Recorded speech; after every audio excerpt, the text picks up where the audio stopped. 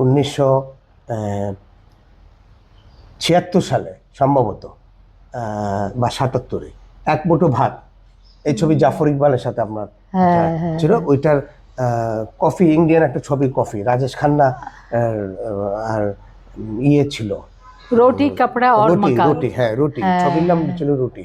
ওটা উনি ইবনে মিজান সাহেব রাইটটা লিখে নিয়ে এসেছিলেন। এটা কিন্তু হতেই পারে, এটা কিন্তু নকল বলা যায় না। ঠিক আছে। হ্যাঁ, লাস্ট একটা ছবি করেছেন, লাস্ট বলবো না, জাফর ইকবাল থাকা অবস্থায়, 1989, অবুঝ হৃদয়। হ্যাঁ, ওটা চম্পাও ছিল। হ্যাঁ, ওটা আপনারা দুই বোনই ছিলেন, আপনার ছোট বোন চম্পাও ছিলেন। ওই ছবিটা আমি দেখেছি সিনেমা হলে 20 বার। আমি জানি এই ছবিটা প্রায় টিভিতে দেখাতো এবং এটা সুপার সুপার হিট হয়েছিল এই ছবিটা। এবং আপনাদের যে ধারায় যেভাবে এসছেন এখন বর্তমানে, আপনারা তিন বোন কিন্তু সুস্থ আছেন, আমরা দেখতে পাচ্ছি আলহামদুলিল্লাহ। এবং আমরা আল্লাহর কাছে দোয়া করি আপনারা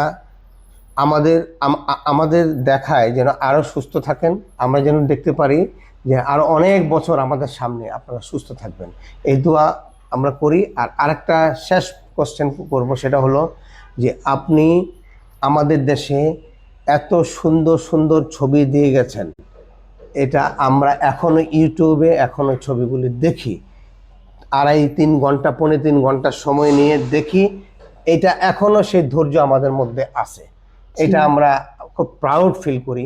আর আপনি বাংলাদেশের একমাত্র বিউটি কুইন নায়িকা ছিলেন।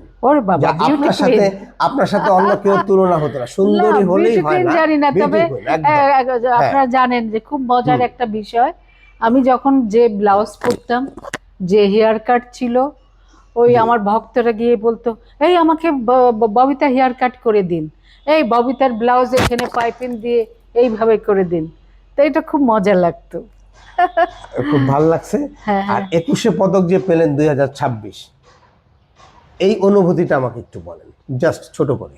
অনুভূতি, 21শে পদক সমস্ত পুরস্কারকে ছাড়িয়ে গেছে, এটা হচ্ছে আমার শ্রেষ্ঠ পদক, এটাই শ্রেষ্ঠ। ইনশাল্লাহ ভালো থাকেন, সুস্থ